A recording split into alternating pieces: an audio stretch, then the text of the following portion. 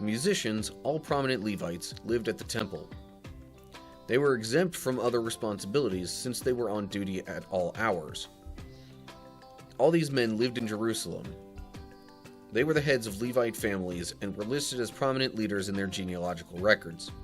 Also, the fact that the musicians, it says that they were on duty at all hours, leaves me a little bit curious how their days typically went. I would imagine the most practical thing to do would be to, go in shifts and just, have whoever's on the shift constantly be playing music.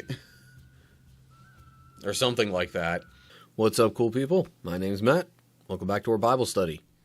Alright, so we are looking at 1 Chronicles chapter 9. Thus far, 1 Chronicles has been just an extensive genealogy of the people of Israel and where they came from, who they came from, and in a sense what got them to this point.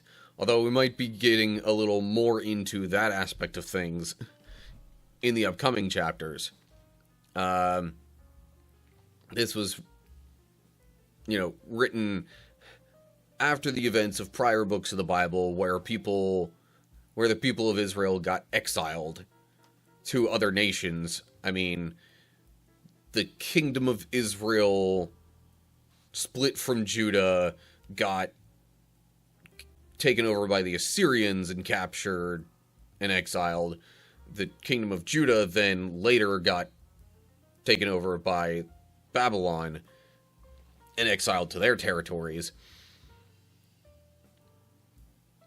So, we'll see a little bit more about that situation and some of the stuff that happened afterwards based on, section headings and stuff here. So let's hop in. 1 Chronicles, chapter 9. Now, I almost want to say that this first verse maybe would have belonged in the previous chapter a little better, but no big deal. Anyway, okay. So all Israel was listed in the genealogical records in the book of the kings of Israel. The people of Judah were exiled to Babylon because they were unfaithful to the Lord. The first of the exiles to return to their property in their former towns were priests, Levites, temple servants, and other Israelites. Some of the people from the tribes of Judah, Benjamin, Ephraim, and Manasseh came and settled in Jerusalem. One family that returned was that of Uthai, son of Ammihud, son of Omri, son of Imri, son of Bani, a descendant of Perez, son of Judah. Others returned from the Shilonite clan, including Asaiah, the oldest, and his sons. From the Zerahite clan, Juel returned with his relatives. Let me just finish off this section. In all, 690 families from the tribe of Judah returned.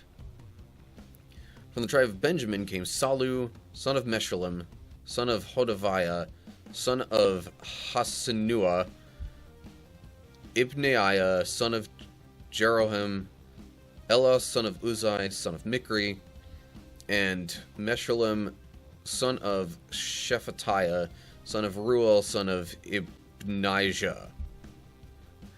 These men were all leaders of clans, and they were listed in their genealogical records. In all, 956 families from the tribe of Benjamin returned.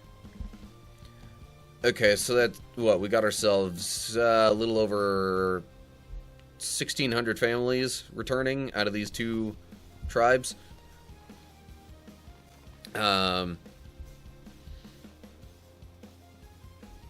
Also, I realized that this right here and this right here are both part of verse 1, so I guess having that in this chapter makes a little more sense in light of that information.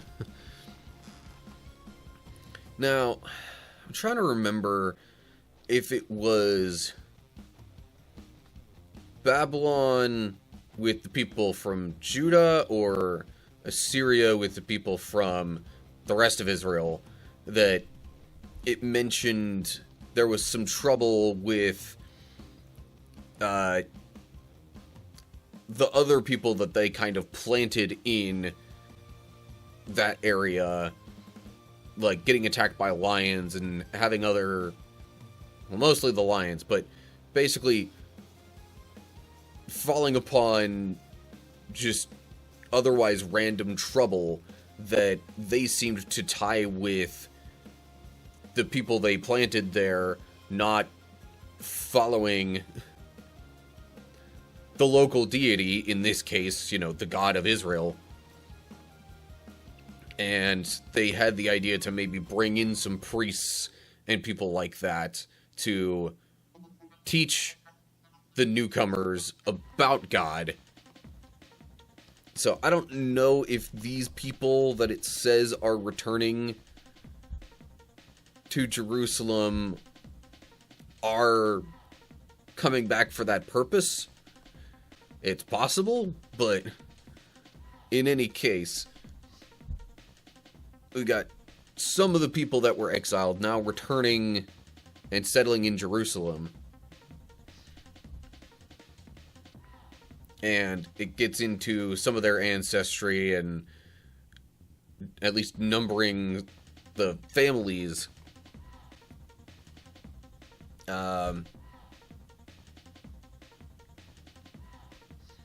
So perhaps a lot of the genealogy before and all that kind of stuff, part of that might have been there to help, or that part of the reason that was there might have been to also help connect these people that are returning to Jerusalem with those, who they came from, to say that they, at least, according to the history of God's people, they had a right to be there. No notes to look at. Okay, suppose I'll move on. Verse 10. Among the priests who returned were Jedaiah, Jehoiarib, Jachin, Azariah, son of Hilkiah, son of Meshullam, son of Zadok, son of Merioth, son of Ahitub. Azariah was the chief officer of the house of God. Other returning priests were Adiah, son of Jeroham, son of Pashur, son of Malchijah, and Maasai, son of Adiel, son of Jazerah, son of Meshullam, son of Meshillemith, son of Immer.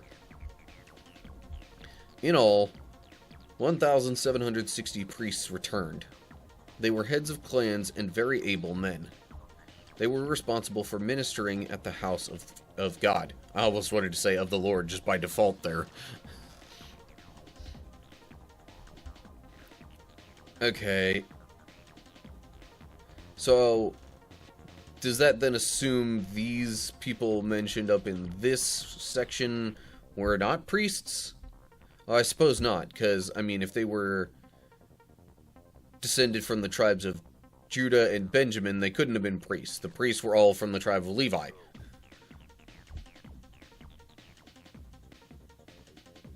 Specifically descended from Aaron, actually, if they were priests.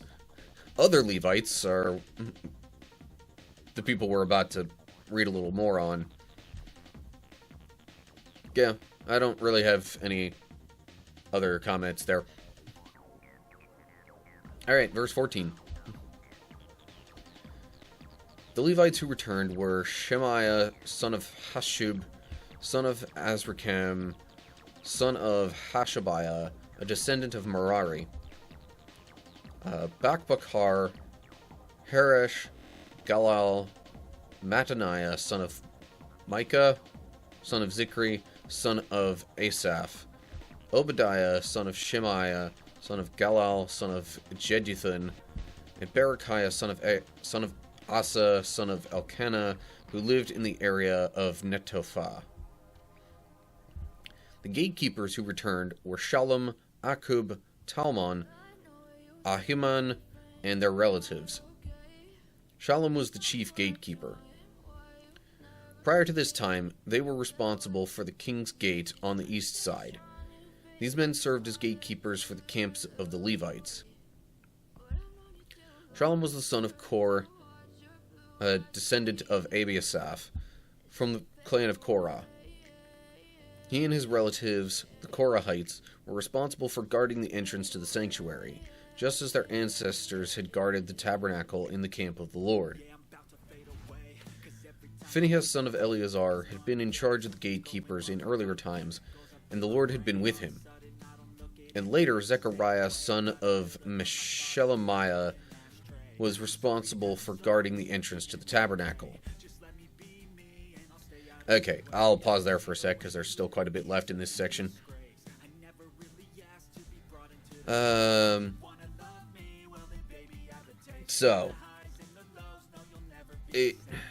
it's said in here about the gatekeepers that prior to this time, they were responsible for the king's gate.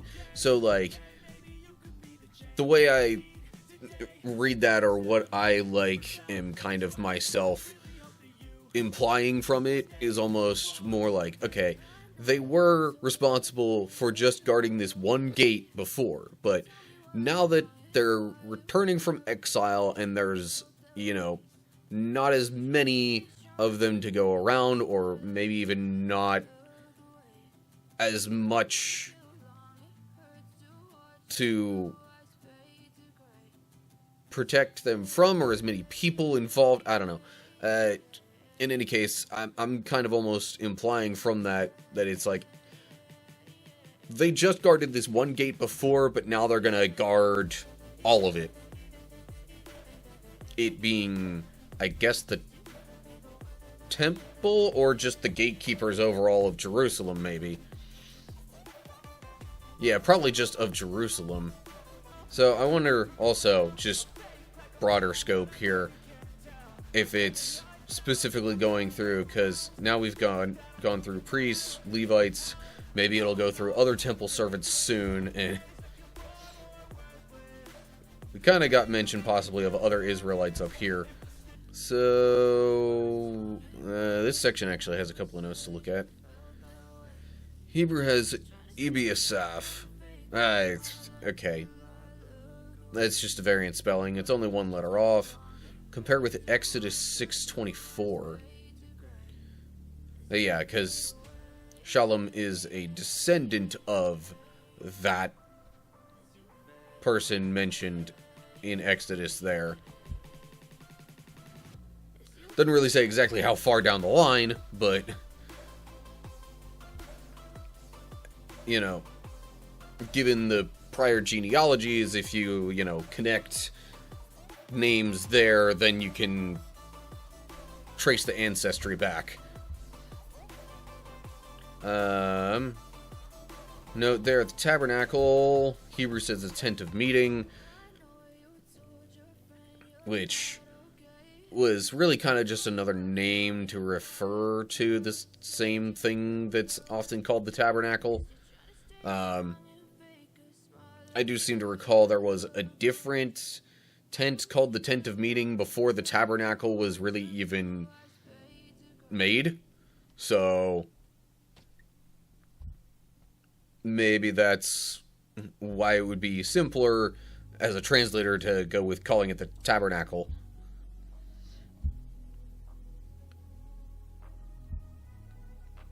Because there weren't probably so many people involved in guarding the entrance to whatever other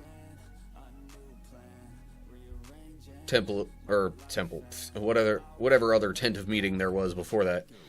Okay, so we've gone through the priests and the Levites. Well, maybe not entirely. A little more to read about the Levites here as we pick it up in verse 22. In all, there were 212 gatekeepers in those days, and they were listed according to the genealogies in their villages. David and Samuel the seer had appointed their ancestors because they were reliable men. These gatekeepers and their descendants, by their divisions, were responsible for guarding the entrance to the house of the Lord when that house was a tent. The gatekeepers were stationed on all four sides, east, west, north, and south. Their relatives in the villages came regularly to share their duties for 7-day periods. The 4 chief gatekeepers, all Levites, were trusted officials, for they were responsible for the rooms and treasuries at the house of God. They would spend the night around the house of God, since it was their duty to guard it and to open the gates every morning. Okay, also going to pause there for a little bit. So, 212 gatekeepers in those days, referring to, like, in the day of these exiles returning to Jerusalem? Or is this going back to when it's talking about the tabernacle? Because, I mean, the tabernacle was just mentioned, and it's even also mentioning in here about, you know, guarding the entrance to the house of the Lord when that house was a tent, which would have been the tabernacle. So, maybe...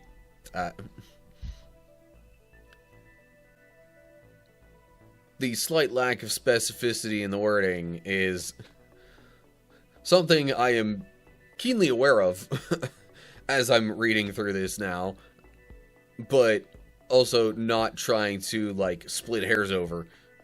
I guess it's going into quite a bit of detail about the gatekeepers, because they hadn't really been mentioned too much before. Like, I don't remember reading in prior books and chapters about all the gatekeepers and, you know, who appointed them and how and why and who they were descended from and any of that kind of stuff. So, that's also something that you might find in just genealogies in general throughout the Bible, is that sometimes when it's going through all the history and the lineage, it'll also fill in some details that hadn't really been mentioned before. But now it's, you know, as the knowledge seems perhaps relevant or just as it comes up in said, you know, historical record, and it's like, hey, let's fill in this bit of information that we know here. So, anyway, okay. Moving on to verse 28. Some of the gatekeepers were assigned to care for the various articles used in worship. They checked them in and out to avoid any loss. Others were responsible for the furnishings, the items in the sanctuary, and the supplies such as choice flour, wine, olive oil, frankincense, and spices. But it was the priests who blended the spices. Mattathiah, a Levite and the oldest son of Shallum the Korahite, was entrusted with baking the bread used in the offerings. And some members of the clan of Kohath were in charge of preparing the bread to be set on the table each Sabbath day. The musicians, all prominent Levites, lived at the temple. They were exempt from other responsibilities since they were on duty at all hours. All these men lived in Jerusalem. They were the heads of Levite families and were listed as prominent leaders in their genealogical records. So, I could definitely see in the newer situation how these gatekeepers might have also been assigned some other responsibilities.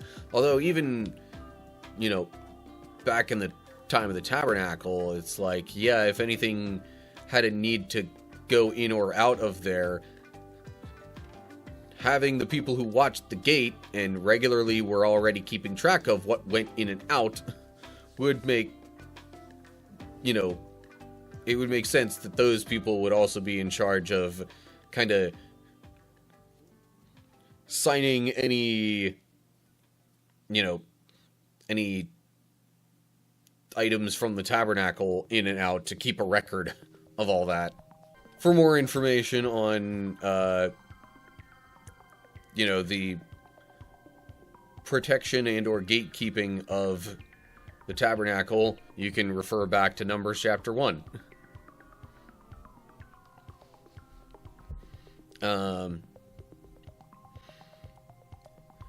Alright, so now we've covered the musicians, the gatekeepers, and I guess other Levites who would have helped more with handling and or preparing certain things and just like more directly assisting the priests, because that was, in some way, that was what all the Levites were assigned to do, was to assist the priests, whether it be with gatekeeping or playing music or whatever. Also, the fact that the musicians, it says that they were on duty at all hours, like, that leaves me a little bit curious how their days typically went. Was it just like, you know, I would imagine the most practical thing to do would be to, you know, go in shifts and just like have whoever's on the shift constantly be playing music or something like that. But I can't say I know too much of that for sure.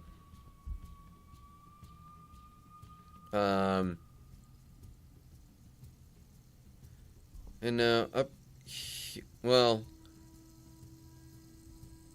some of the gatekeepers were assigned to care for, okay, others, implying other gatekeepers, I guess, were responsible for the furnishings and such. And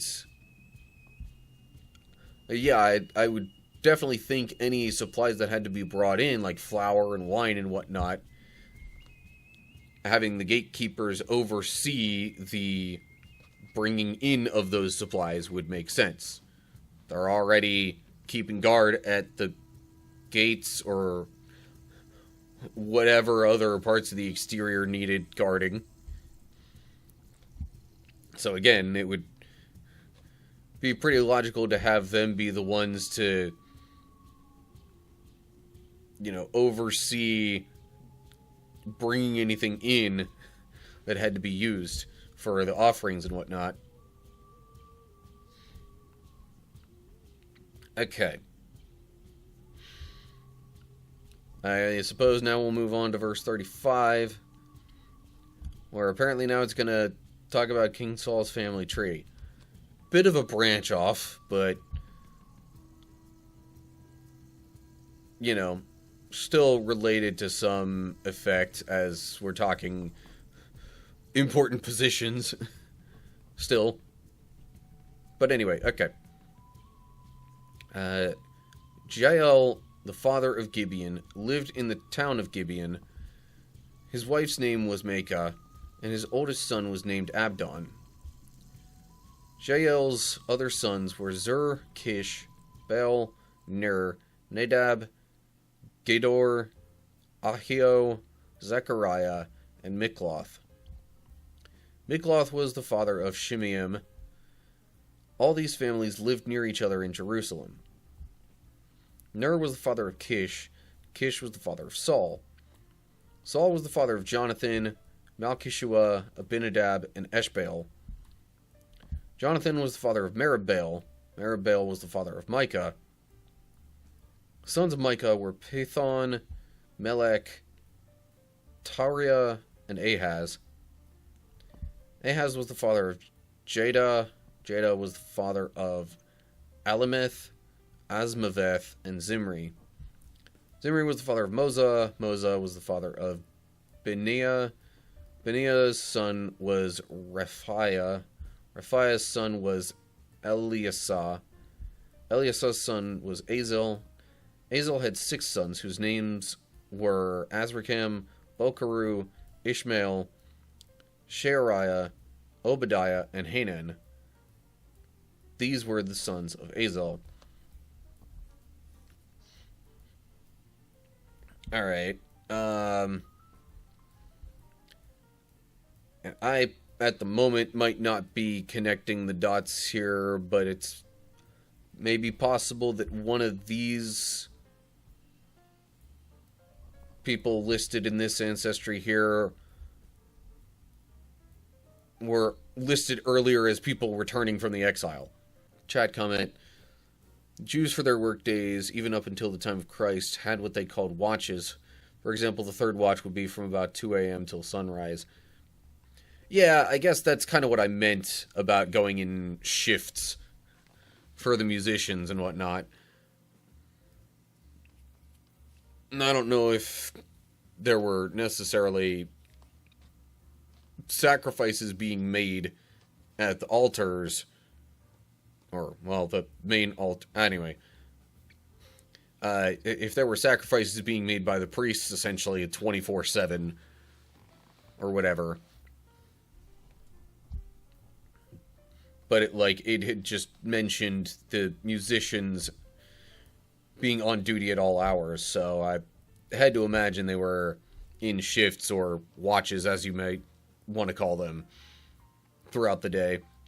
Okay, so this is mentioning King Saul's family tree.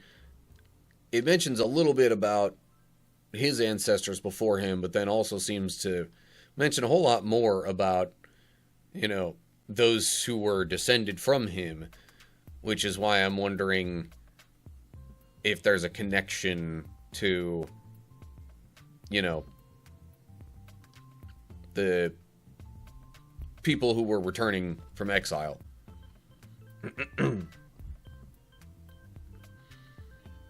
But we got some notes to look at up here.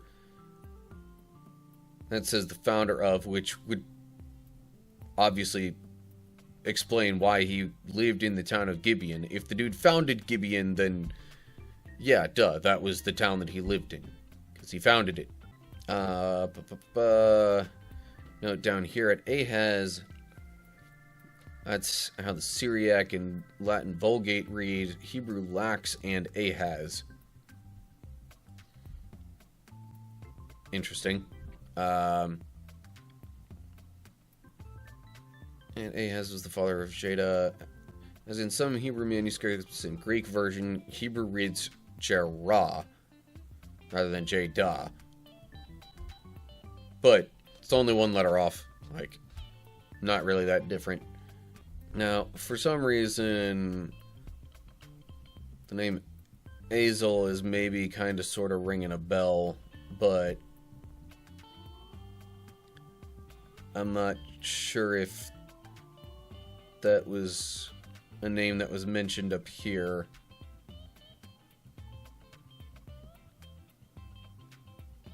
I don't know, if you're seeing any of these names that match up with any of the ones down here in Saul's ancestry, let me know, because as much as I can, I would like to try and, maintain and make sense of the connections that are happening throughout all this. It could just be that people descended from King Saul were others that returned from the exile at the same time as, these priests and Levites and whatnot. And there really wasn't too much of any other connection, but, since they were returning at the same time, might as well mention them here too. In any case, I think that's all I got for 1 Chronicles chapter 9. Okay, so we got some information on some of the exiles who returned to Jerusalem, and I had somebody in the live stream chat say that they think I was right when speculating that the people who returned, this early group who returned to Jerusalem, were partially, at least, sent back there by the king of Babylon to help the other people who had been placed there learn the religion and, maybe not get attacked by lions and stuff randomly. I'm still not super confident that that's the case, but it's definitely a possibility. In any case, so we had these mostly priests and Levites and those types, maybe a few others included as well, gets kind of an early return back home. But we'll see what else happens with that as we continue through 1 Chronicles, I suppose. As always, like and share if you enjoyed the video, subscribe to the channel and click the bell to get updates when I post new videos. Look down in the description for links to social media pages and all sorts of good stuff there, including Discord server, where we can talk about stuff, and you could have easy ways of keeping up with most of my videos, and also find some other people who are similarly interested in my channel and things like it. And my supporter page is also down in there if you want to help me out a little bit financially with keeping equipment relatively updated-ish, or just maybe paying for a new game that I might play at some point or something. I've got a supporter page there. Feel free to check that out. Maybe sign up for a membership. You'll get some benefits in exchange if you do. But anyway, that's all up to you. And of course, down below that, leave your thoughts and questions in the comment section. So that's going to do it for now. Hope you're all doing well. Hopefully I'll see you soon for another video. But whatever the case is, till next time, stay cool, people.